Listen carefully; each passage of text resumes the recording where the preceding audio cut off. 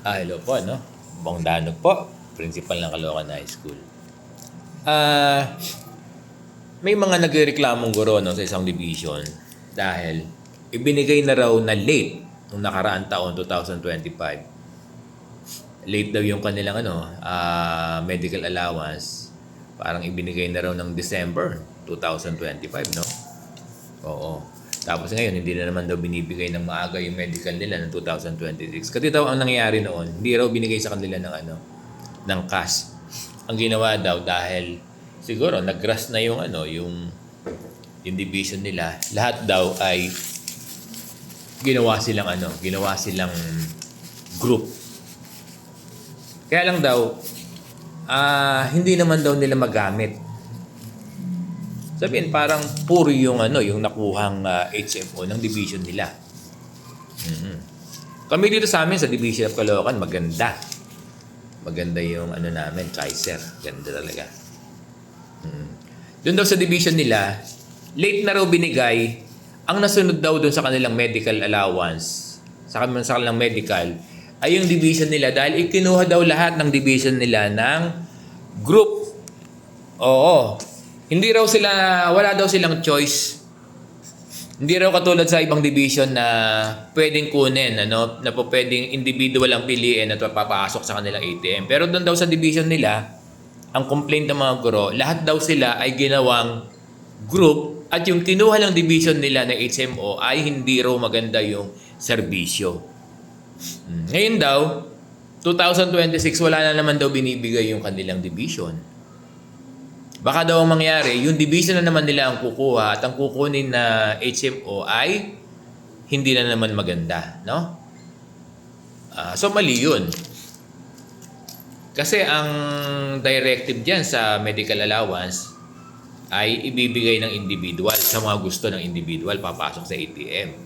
Tapos yung mga HMO na ay yung group, nasa choice ng guro kung gusto ng HMO na group, di ba? Ang kukuha talaga dyan sa directive ay yung division office. Kaya lang, nasa choice ng guro kung sasama siya doon sa group na ino-offer ng division office. Di ba? Katulad dito sa amin, mas marami yung kumuha ng individual eh. Kami dito, we have 400 personnel sa division of sa Caloocan namin. Ano lang, example lang ha. Pero 7 lang kami nag-group. Di ba? Pero 400 yung personnel namin dito sa Caloocan High School.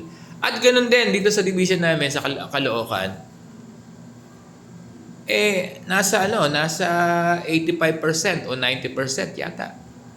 Yung kumuha ng individual. At ilang percentage lang, nasa 15% lang yata yung kumuha ng group.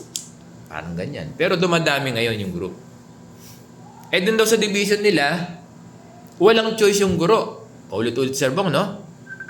Walang choice yung guro. Di ba? Lahat daw sila isinama doon sa group. Tapos, ang kinuha ng division nila ay hindi magandang HMO. Ngayon, nagwo-worry na naman sila dahil hindi na naman binibigay ng division nila yung kanilang, dahil walang choice daw walang choice yung mga teachers na katulad na ng babalitaan nila na may individual pala. Meron.